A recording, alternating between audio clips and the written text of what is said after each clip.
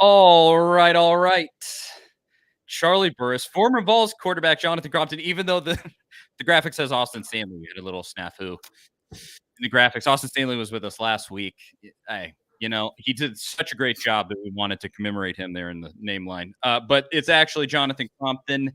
And we are going to talk about everything we just watched as Tennessee walked into Norman, Oklahoma, played one of the weirdest games I've probably ever watched of Tennessee football. And the Vols walk out victorious 25-15. Here we are. Let's start here. What a massive win for Tennessee, first of all, and for Josh Heupel and just the monumental kind of meaning of this and where it gets you, while at the same time, the offense looked pretty bad the whole game. We'll talk about it all. The post game is brought to you by the good folks at Farm Bureau Health Plans and Zen Sports. We'll tell you all about that a little bit later. But let's get right into it. 25-15. But again, probably the oddest score of the Josh Heupel era. Defense, absolutely hellacious, ridiculously good. The offense just curled up into a ball and died in that second half. I don't know what happened. Your thoughts, man. What'd you think? Honestly, go ahead. I'm gonna get a lot of pushback. We'll say it that way. I'm going to get a lot of pushback here. You can tell he doesn't trust Nico yet. Yeah, I was kind of thinking that. I'm just by pure game plan alone. There's nothing wrong with that. He's young. Yep. He's trying to take it out of his hands and put it in Sampson's hands. That's been there. Put it in the O-line's hands. It's been there. So as good as Nico, as good as we think he can be, we are not going to know 100% for sure until he opens up the playbook. We don't know when he's going to do that, right? Yep. None of us do. The only person who's going to know that is Josh Heupel. But he has not opened up the playbook. It is evident he threw, I'm going to count off the top of my head, one out route in the third quarter. He threw two go balls in the second half. One was a phenomenal go route to Brew. Yes. He threw two bang eights in the first half. That's really about it. I know he threw 21 times, but I'm saying about actual throws, because you got to understand when we throw a screen or a jet sweep, that's considered a pass. So he doesn't trust him yet. There's nothing wrong with that. A win is a win is a win. And that is a top 15 win at that, on the road in the SEC. So I'm not taking anything away from tonight. I'm just saying we're going to be hindered a little more against a really good defense than I thought we would early on, in the sense of until our O-line gets healthy, we're going to struggle to run the football, which now hinders our pass game. Yep. There are layers to it for sure. I think you're exactly right about Nico, because specifically in that second half, my hunch was just that Heupel was basically saying our defense is ridiculous. Oklahoma can't throw a forward pass. And so from those two things, I'm going to do everything in an effort to not turn this football over, to not shoot myself in the foot, to not give them nothing at all. And hey, it worked. You won by 10. You won and you covered. So, good teams win, great teams cover. But what was that? What it reminded me of? Today's version of football, I'll say it that way, of the early 2010s Nick Saban of Alabama, before Kiffin got there and kind of opened everything up. It was I'm not going to let my quarterback lose the game, and we're going to run the ball, and my defense is going to win it for me. That's what that reminded me of. Just in today's version of football. You know what I'm saying? Shotgun, spread out, all that stuff. Because back then he was two tight ends, fullback, under center, power eye.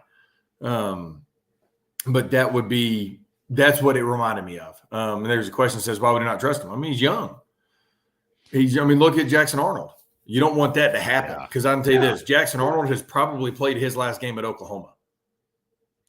And that's pretty crazy that Tennessee brought that kid's demise around like that.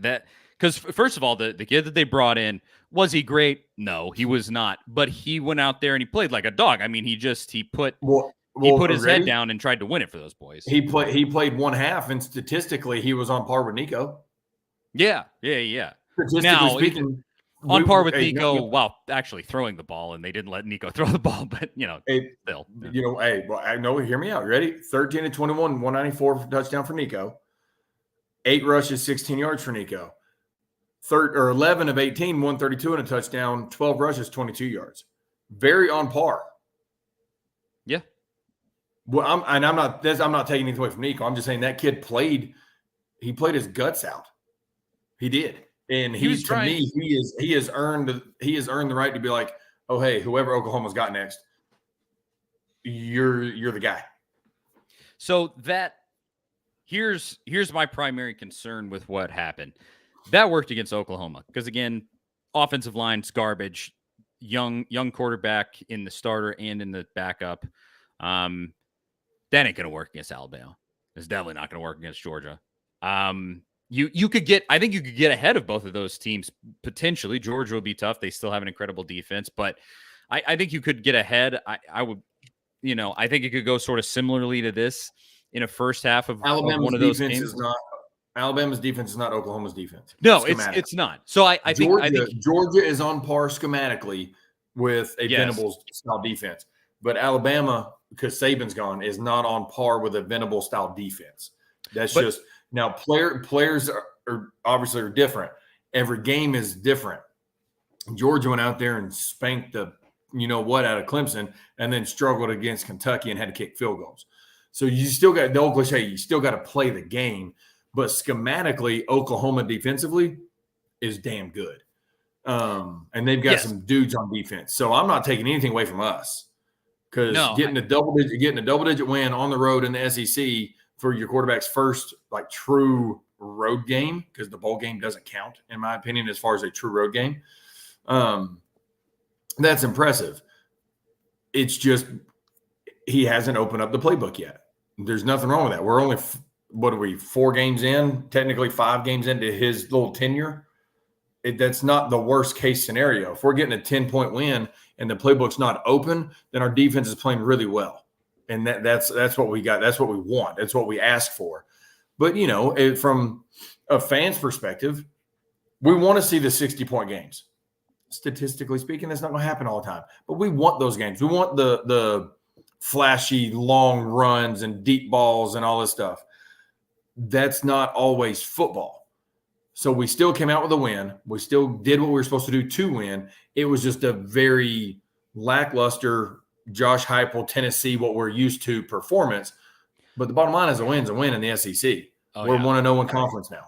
Well, let's say how huge was that drive right before the end of the half. That was the game. That was the entire ball game right there. Statistically speaking, you still would have won the game if you didn't score, but it would have been by 2 points instead, by 3 points instead of 10. And they ground it out on the ground, and for that drive, they were able to enforce their will, and just in that second half, they curled up in a ball and decided to go super conservative. But just against teams that can actually throw a forward pass, this ain't gonna work like that. And as you're saying, Nico, young, the trust will grow, things will come along just in terms of Heupel's philosophy, this was kind of shocking because he's been a guy who's been that risk taker to just sort of say, hey, we got to score more. Let's put this pedal to the metal. And maybe he's changing that because he doesn't have to score more with this team. The defense is so good. He still wants to.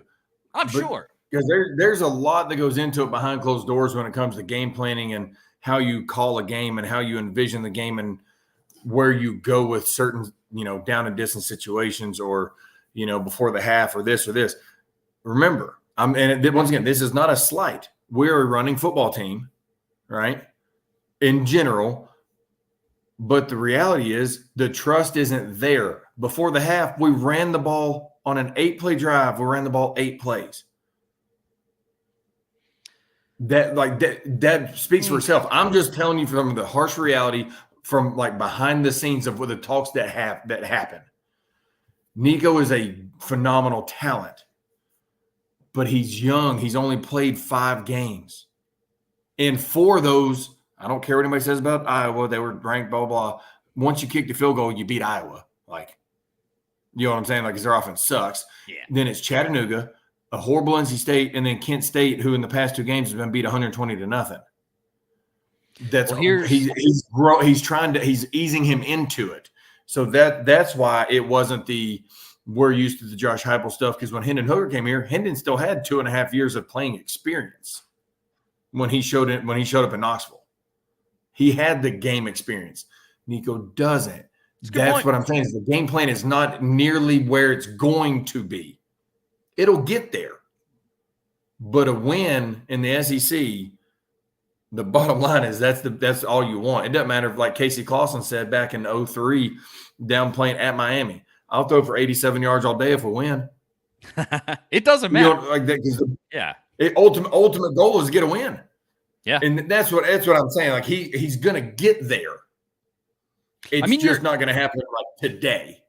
I think you're perfectly set up right now to be undefeated going into that Alabama game, and that's great. I think I totally agree with that. Yeah, Arkansas is more inferior to you than Oklahoma was. Their offense is better. They got a better quarterback for sure. Green, Taylor Green, I think. They got a better quarterback, but and maybe here's your case in point. Maybe in that one, it's at Arkansas. Maybe you have to score in that one, and Nico gets pressed. What gives us? I think I'm not a big Herb Street guy, but I think they said it well. So far, what has given our defense fits? Running quarterbacks well. That's what Arkansas has. Yep. So we have to almost have Pierce or somebody be a spy, something. But I do want to address this real quick. Michael said, I think Josh couldn't bring himself to crush. Oh, you got to get over that. That ain't how that works. I don't think don't that's work that way. Once you get in between the white lines, man, it's my paycheck on the line too. It don't matter who you're playing. That before the game, they gave him a nice little ceremony. Cool. Thank you. Appreciate it. But, bottom line is now it's my resume on the line, my team on the line. That it don't work that way. I mean, he called the same plays in that second half that he called in the second half of the Kent State game. Like it was hand the ball off to Deshaun Bishop, and against Kent State, it went for 60 yards and they scored a touchdown. And against Oklahoma, they averaged 4 yards a carry. That's the difference. You're proving my point in case here. The game plan's not open. Yeah, it's not. It's not, and like I said, and that is okay at the moment. Now, once we get 3-4 more games from now, to me that is not okay. You know what I'm saying? Like if it's still this and 3 or 4 more games, and we're going into Mississippi State or Kentucky, why in the hell is it not open? Like I will be saying that or at that point, if we're going into this conversation, I'll be upset by going, what are we doing? But at this point, it's okay because this was his first test. Like it was. So he didn't want to put him in a bad situation. Didn't want to do what the Panthers have done to Bryce Young. Don't want to do what Oklahoma had to do to Jackson Arnold tonight and go, oh, by the way, I just ruined a quarterback that I've got a lot of faith in. That you don't want to do that. So I think, are we sitting here going like kind of bickering just to bicker about a win because that's what we want, a huge win. I am, but I also think the game plan was genius in the fact of he's gonna take care of his quarterback.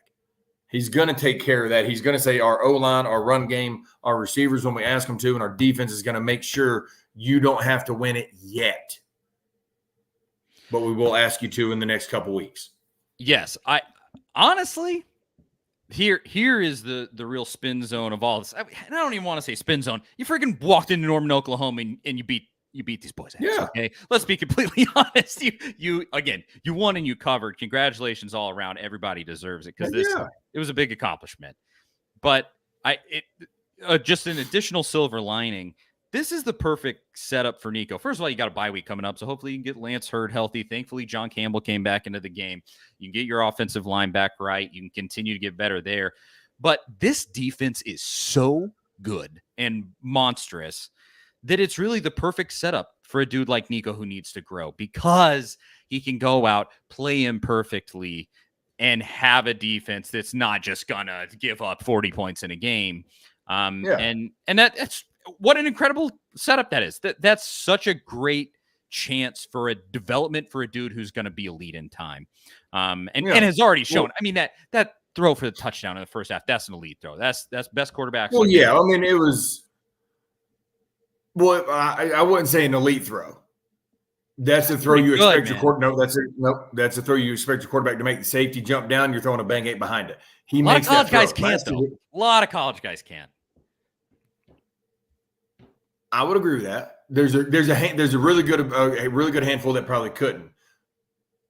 But there are the one that I would say was more elite was the one that we got a holding call, blah blah blah, on the scramble 50-yard extending the play. That would be, to me, that's more of the quote unquote elite than throwing a bang 8 post. But it was a phenomenal throw on the money, touchdown. We're never going to sit here and say that's not a hell of a play. Yeah. But where was I had a comment I was going to talk about and I lost it. It'll come back to me. Okay. It'll randomly come back. Well, regardless, there is just a lot to talk about. And I mean, let's cover this. The defense should get all the credit in the world. They came in, not only did they show that they are exactly what we thought they were going to be, I think it was even more. They did finally give up a touchdown. They still haven't given up an extra point, though. Still haven't given up an extra point. Gave up a touchdown. I'm sorry. Yeah. Sadly, they gave up. Well, I guess they gave up 2 touchdowns, but still on both didn't give up an extra point. That streak still. We only gave up 36 rushing yards tonight. Yeah. I when you look at what this defense did in this game, it wasn't just ravaging these young quarterbacks that still sort of stink. They completely shut down that run game because Oklahoma, I mean, the running backs aren't very good. Let's be, honest up front. And here's what I'm expecting this week because of the way that this went. There was all this talk, Tennessee beat NC State, but NC State's not really that good. Tennessee hasn't actually played anybody. I told y'all before the game, NC State sucks. Oh, they stink out loud. And that is my personal vendetta aside. NC State's just not very good this year. Oh, they're bad. But that's what it is. There is also in this game plenty of talking points that if you hate Tennessee, if you're whoever take your pick, Pat 40 or whoever, you can be like, well, Oklahoma, it's a young quarterback, and the running back's not very good. Of course, the defensive line looked great for Tennessee. Tennessee still hasn't played a great top level team. I guarantee you, there's going to be some idiot that's going to be saying stuff like that after this. Make no mistake, this defense is elite. This defense is elite. Full blown. Here's the thing: there's always going to be, I'll just say, haters or homers of other teams or whatever you want to say. They're going to say those things. But our defense played well. I mean, we gave up 36 rushing yards to an SEC team. We gave up, 186 passing yards to an SEC team. Now, granted, they only gave up 194 passing yards, but we didn't do a whole lot in the pass game. No, barely threw the ball. And when we threw it 21 times, but if you notice, I would be curious of the 21, how many were more than 4 yards downfield? Yeah. Honestly. I would be curious for that. But what I remember I was going to say now, because of his comment was talking about a touchdown pass. And this is the reason why I say that Heupel, he's not there yet with Nico as far as the system. And once again, this is okay. So I was at the game last week. The touchdown, the go ball down the sideline, okay? I don't know if you could see it on TV or whatnot, but when he threw the ball, the defensive back, the corner was still a 10-yard cushion away. You can't throw that in SEC. You can throw that against Kent State. Yeah. Phenomenal ball, phenomenal placement. But you could tell that was called to see if he could be accurate. And that was the game to be like, hey, man, let's take a chance. You're throwing this go ball here. Catch, drop, hold the safety, lay it up. When he threw it, because it was actually in the end zone that I was in, and I had a perfect vantage point. I was like, you got to be kidding me. That DB, oh, never mind, that DB sucks. Okay, that makes more sense now. As it was happening. he tried to throw that tonight, and now did you and the go ball on their sideline in the third quarter, it landed 2 yards out of bounds because it's tighter coverage, and it was just like 8 yards overthrown and 2 yards out of bounds. I'm saying that to say that is not a slight on Nico.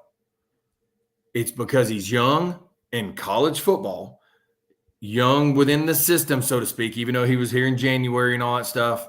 But it's the fact of game experience trumps everything when it comes to quarterback development. That's the thing. So that's what I'm trying to get is he's going to get there. You can see it. You can see he's going to develop into that. You can see the trust is going to get there. You can see the system is going to evolve. Heupel's just not going to put it all on him yet, and I think that is phenomenal coaching. I do. Hey, and there you go. If anybody is feeling weird after this game, and that's the word that I've seen everybody use, including myself, for this one, there's the truth.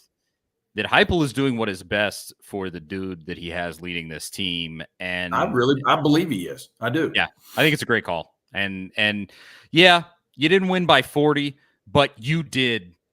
You took it to them on their. You did what you're supposed to do. Yeah, you got a top 15. You got a top 15 matchup on the road. First SEC road environment for your quarterback. For a couple of your offensive linemen that have not really played.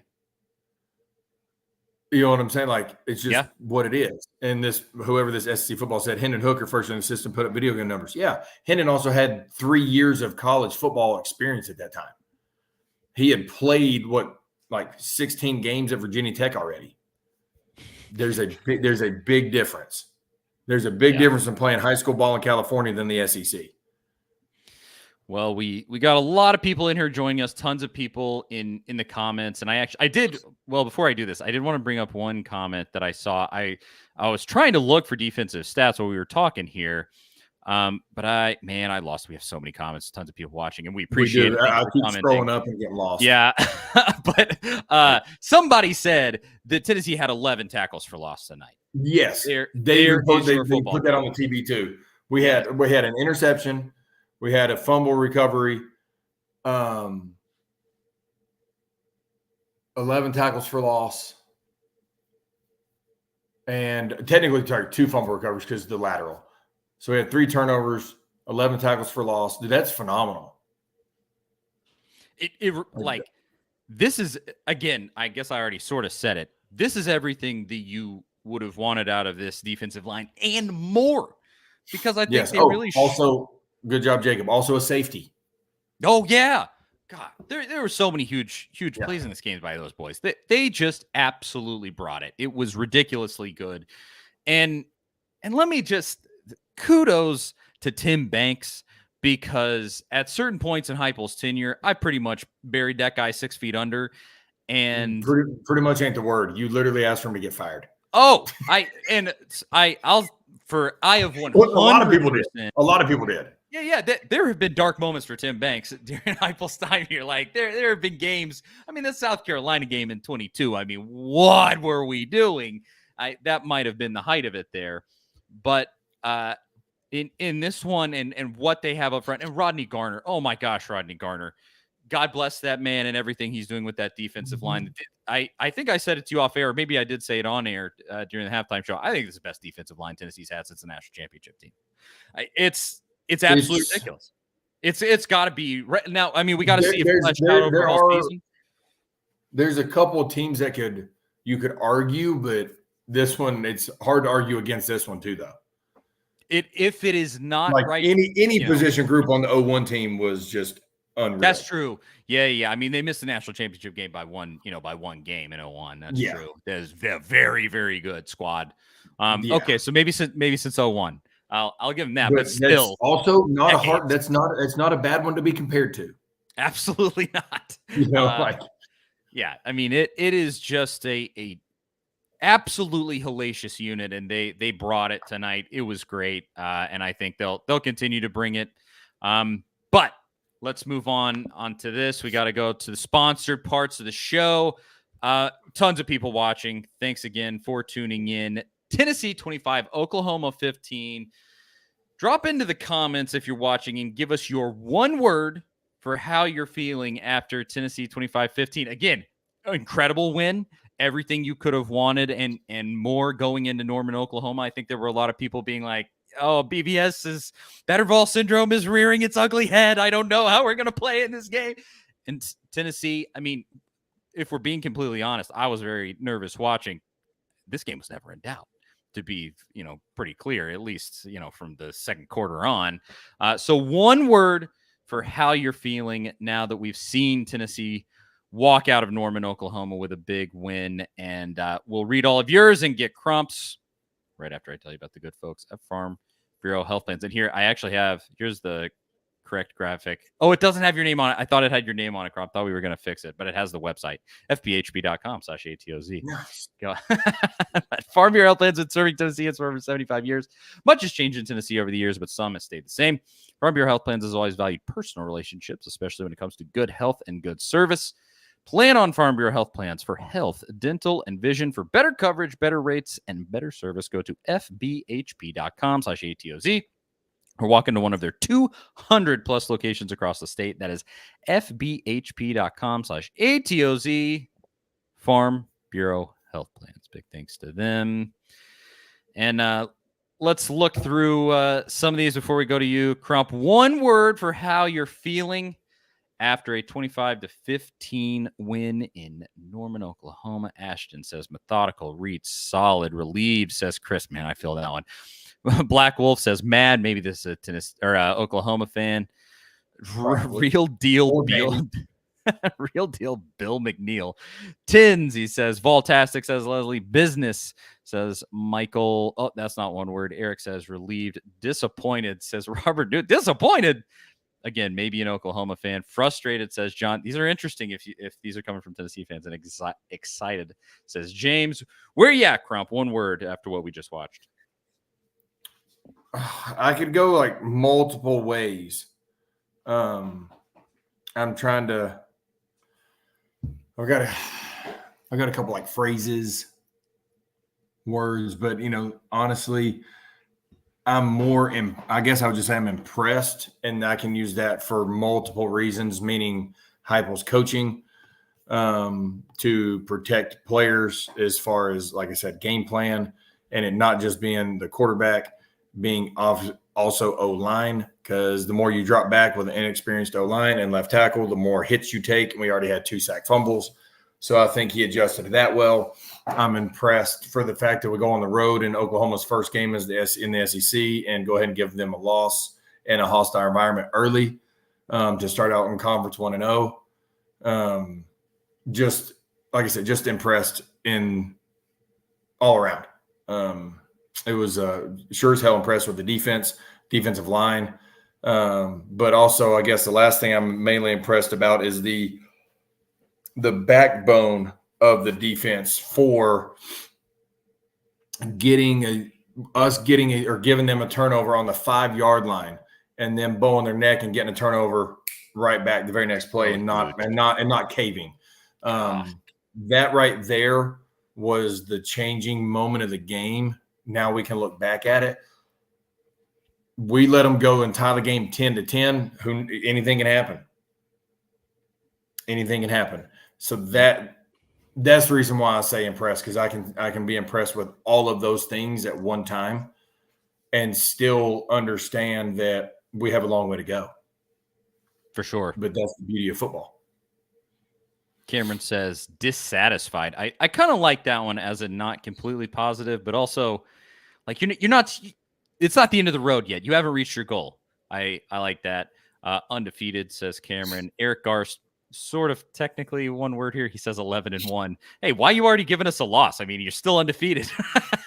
And Robbie says satisfied. Sean Smart. Again, one word for how you're feeling after this game. Joseph says proven. I'll try to skip down to the bottom. Craig, defense. Tyler, thankful. Jacob, curious. Ben says satisfied.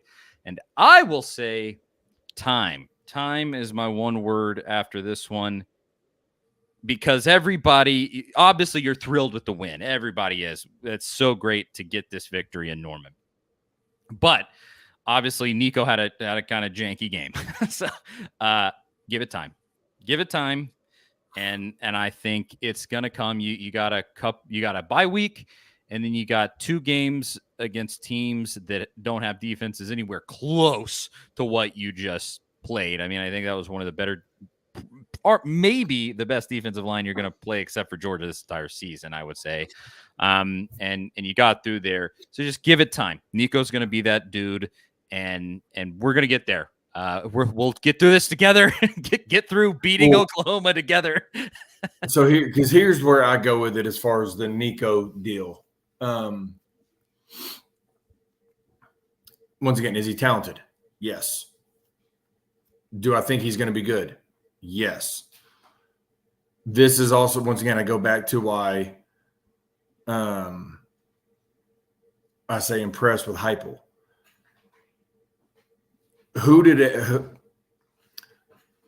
All right. Every college, when they get a big recruit, is always wanting the quote unquote next thing. That's being a fan. But I use Clemson, for instance, okay?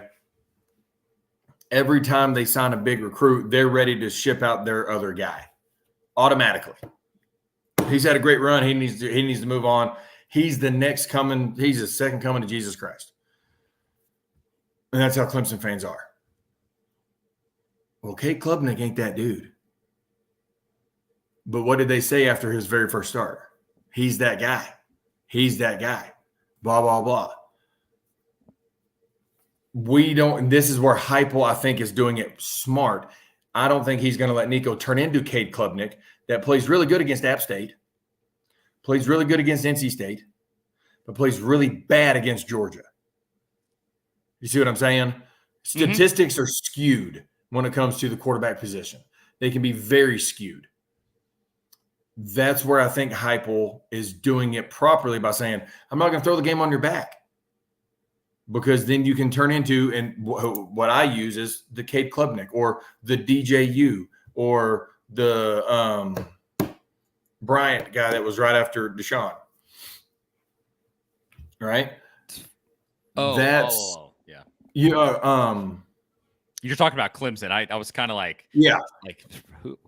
No, but that's what I'm saying. It's like that's where I think he's doing it the right way, to where we don't end up having that situation to go, all my eggs are in this basket, and it ain't working out too well. We're still a top 25 team, but we're not an actual contender. Because I don't care what anybody says, Clemson's not an actual contender. They're not. They can beat up on App State. They can beat up on NC State. But when they play an actual team like Georgia, that's what I'm saying. All I'm getting at is that's why I'm impressed with Heupel. Is he's not letting Nico go down that road. Yeah, I think he's being realistic. Exactly. He threw the kitchen sink at Klubnik, and Klubnik couldn't handle it.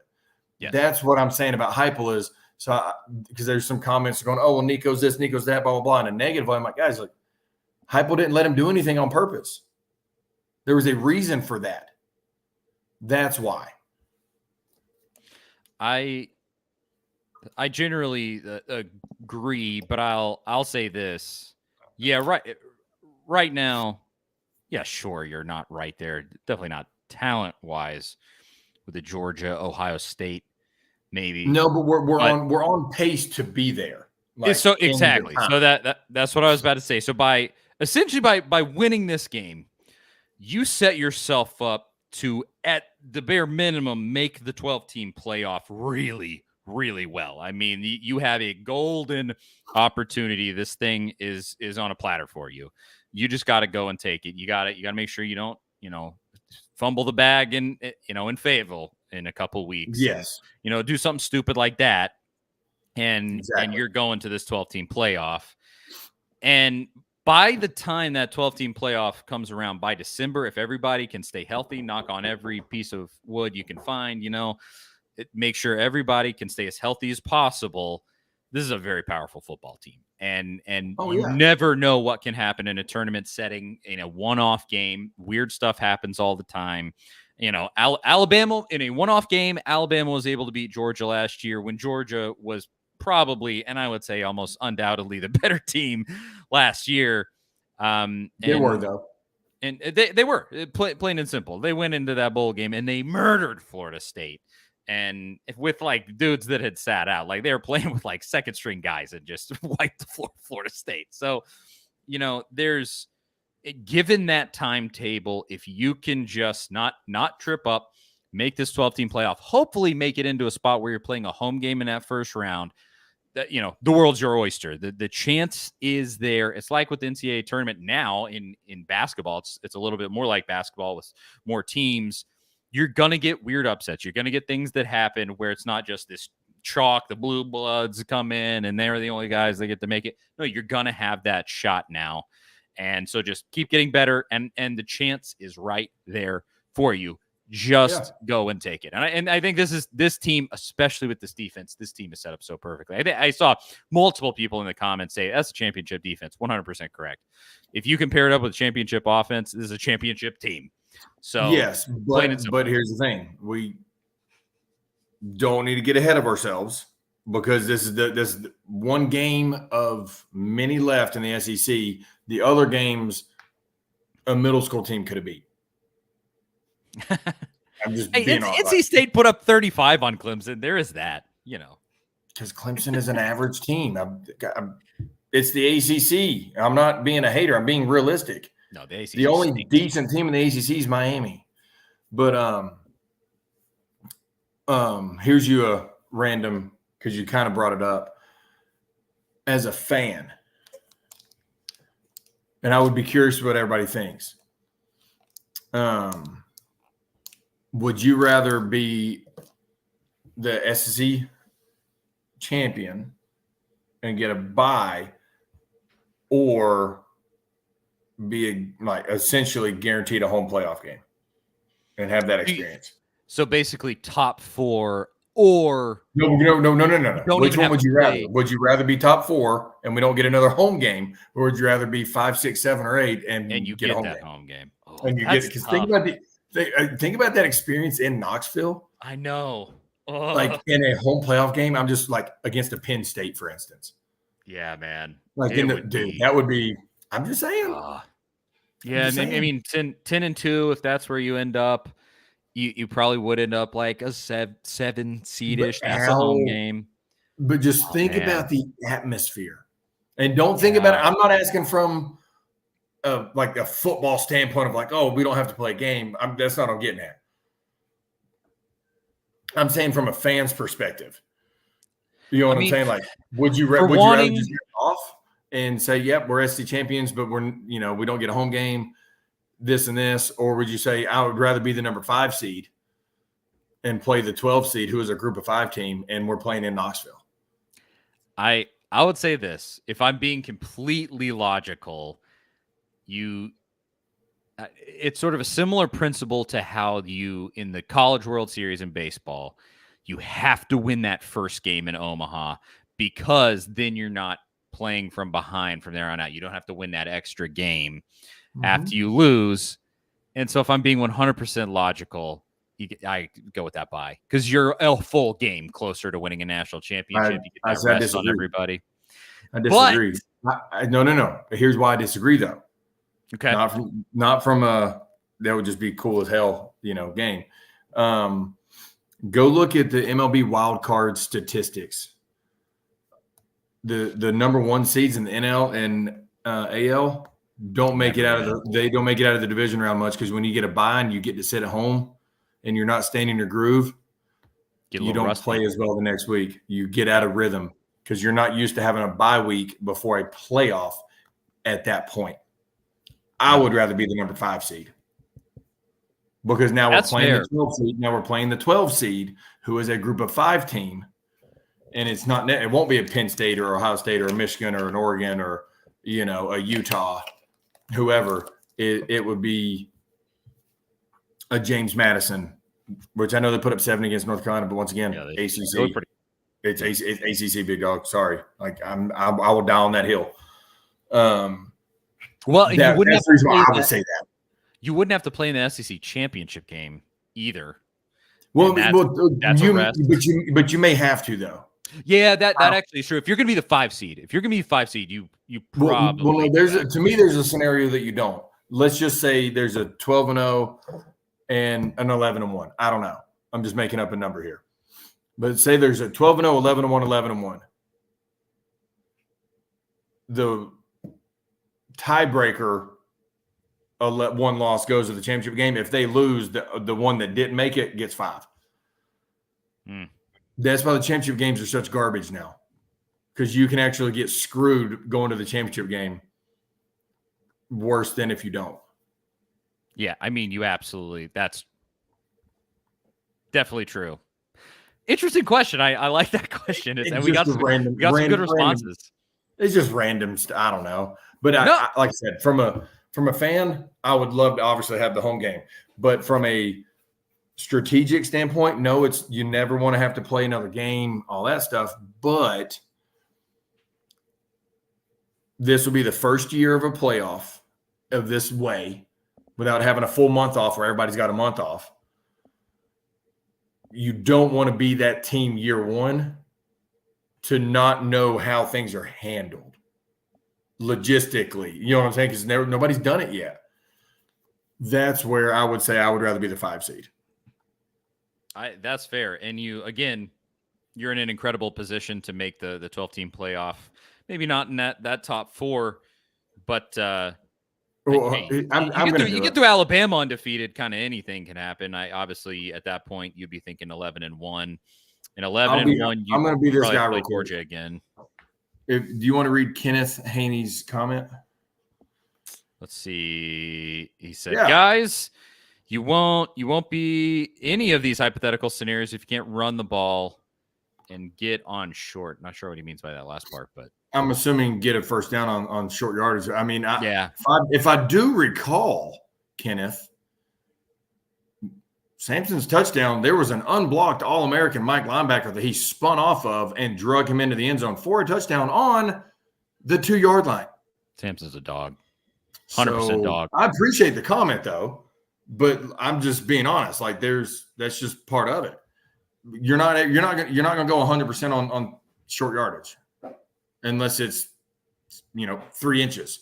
Like, I mean, it's just what it is. You're going to be 80+%, but you're going to focus on the negatives just because negative sells. That's fine. Now, do I have the stats in front of me about what we were on short yardage? I do not. I don't have that in front of me. Do I wish we would go under center a little more on short yardage? Yeah, I've been vocal about that the past 4 years. But do I think we were efficient in what we needed to when we needed to be tonight? Yeah. Were we depleted at the O-line? Yeah. Did I also say at halftime that we needed to change our blocking schemes? Yeah. So I'm just like plenty to improve on. It's almost like, I understand what you're saying, but you don't have to come at it that way, I guess is what I'm trying to get at. We can talk hypothetical scenarios all the hell we want. This is our show. That's true. But to me, we can talk about that. But I'll talk about the short yardage with you all day long if you want to. I just don't have the stats in front of me of our percentage. But to me, like this situation is more exciting than anything because you did this, and I don't remember what the exact stat is, but you went on the road at night and you beat a top 15 team. Tennessee has not beaten a top 15 team on the road since 2006.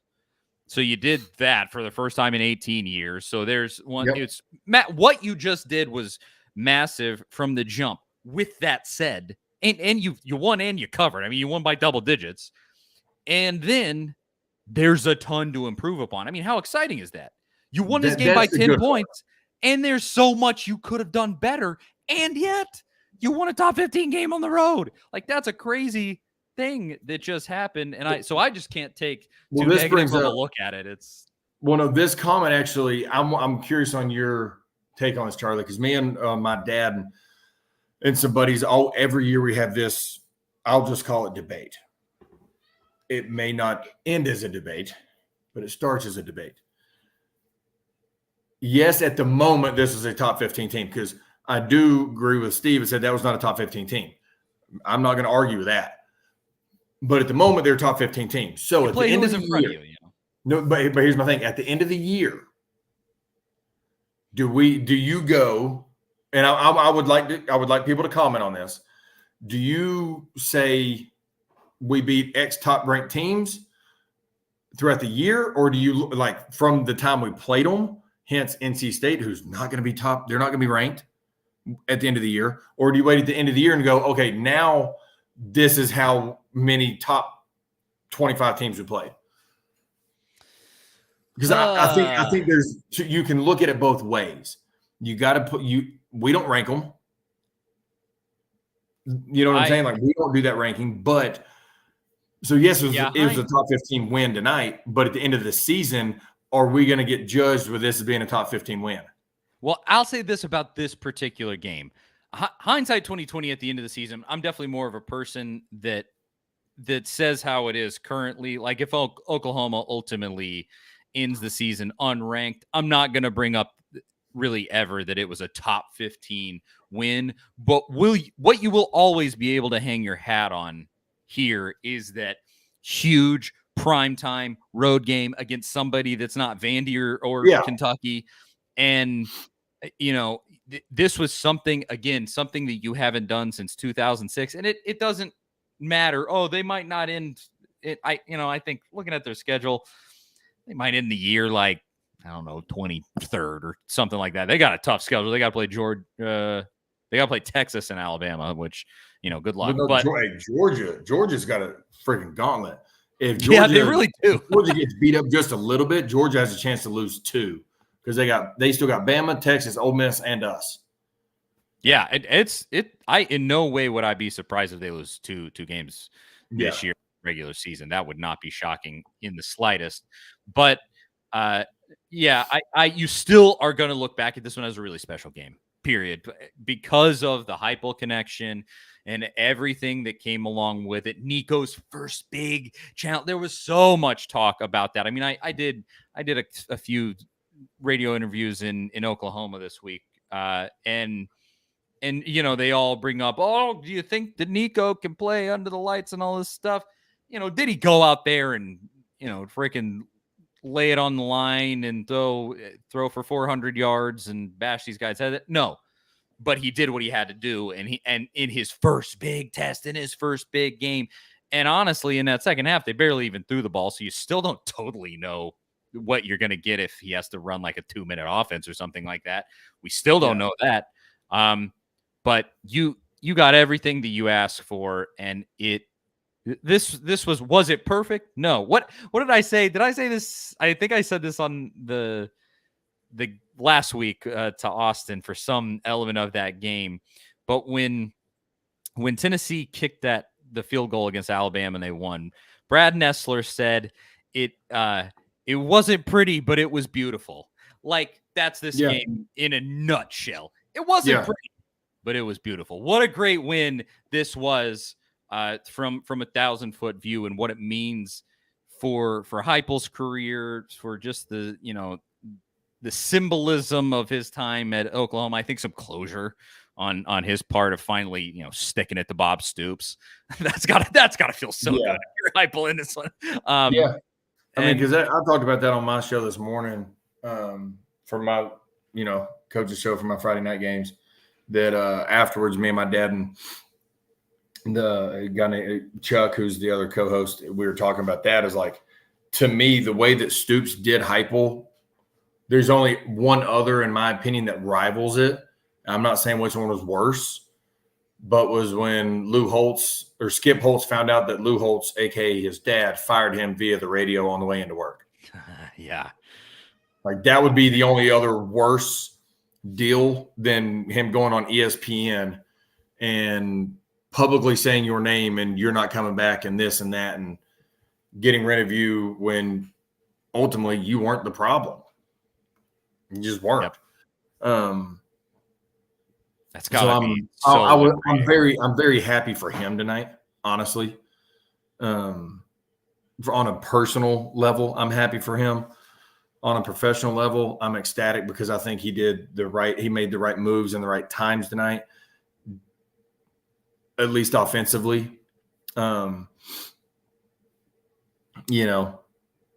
can sit here and argue the 4th and 1 late or kind of late in the 4th to go for it and kick the field goal. Game's over if we go for it. Yeah. I think he made the right play by kicking it. But you could sit here and nitpick that and go, if we go for it, they got no chance. But that's being a Monday morning quarterback. Yeah. But all in all, I'm ecstatic for him. That plane ride back is going to be just uber sweet personally, and he'll never tell anybody that. You know what I'm saying? That he's not going to speak about this. He may go home and tell family that. Yeah. But he's never going to say that was the best plane ride of my life or the best bus ride out of a stadium of my life. But we need to be extremely happy for him for what he's done for Tennessee, how he handled this whole week situation, how he deflected it and didn't make it about him. And then went out there and said, all right, it's time to go do our business, and went and did what he was supposed to do. Yeah. Around that Thanksgiving table here in a few weeks, maybe he'll let it out, but publicly, he's not going to say anything. He didn't say anything leading up to this. He just said, hey, that's the working with Bob and going to Oklahoma afforded me so many opportunities. It was great. That was all he said. That's all he's going to say. I haven't watched his post game yet. But that's all he's going to say in the post game. I don't have to even see it to know. But God, that's got to be so gratifying. Yeah. So Steve asked why was it a bad firing? Well, he had just won about 11 years or 13 years prior, won a national championship there as a quarterback. Was back as the OC. Didn't they average like 34 points a game that year? Yeah, it was something. At that time, it was still that was still high. You're like, what the crap? And so Bob goes on air live on ESPN to publicly say that Josh Heupel and what's the guy at Colorado State?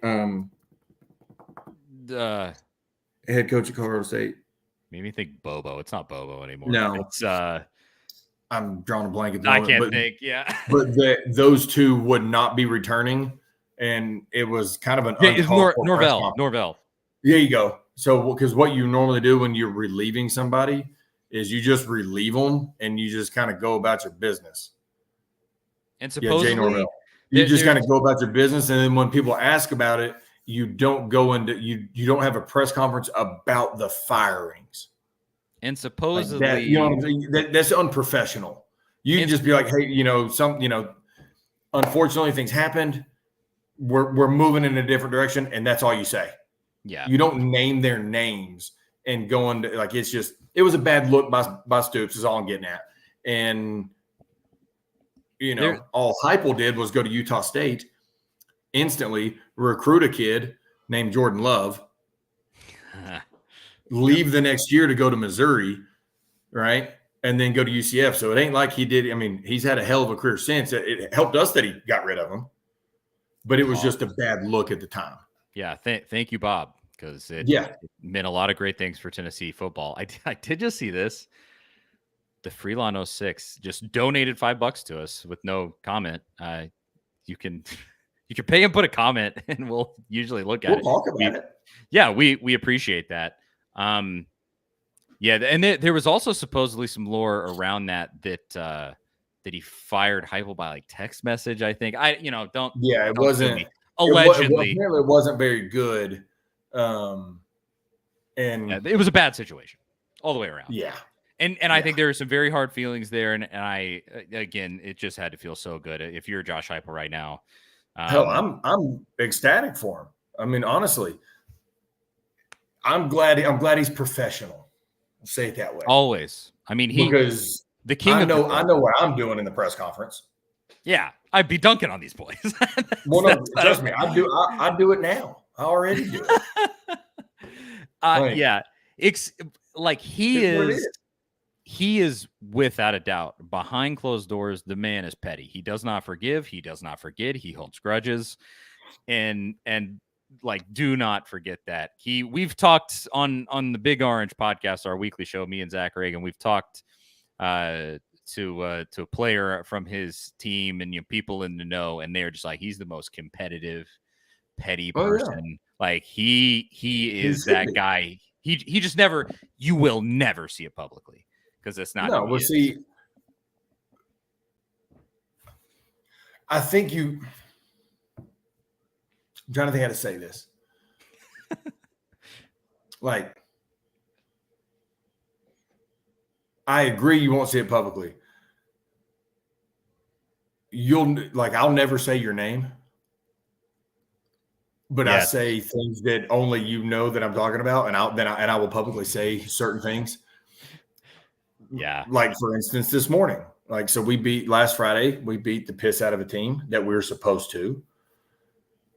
And there was a human being that was supposed to have been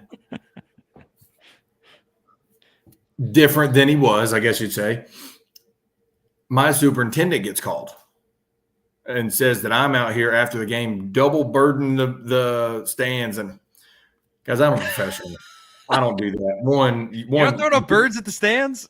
Not a chance. Because listen, you ready? Because ignorance and stupidity is not worth my job. Ignorance and stupidity is not worth showing the youth of this game the wrong ways to do it. Right? So on my show this morning, I took a shot. Why not? I didn't say names. It's just a subtle. And my father, who is one of the co-hosts, it just gave me the kind of head turn, looked at me. Hey man, I don't forget. I'm never going to forget. To me, that's how you should be. I just can't help it. I'll just take a random subtle shot at you though, where you know that I remember what you've said and done. So I'm glad Heupel is a little more professional in that sense, because he if anybody deserves to do it tonight, he does. Yes.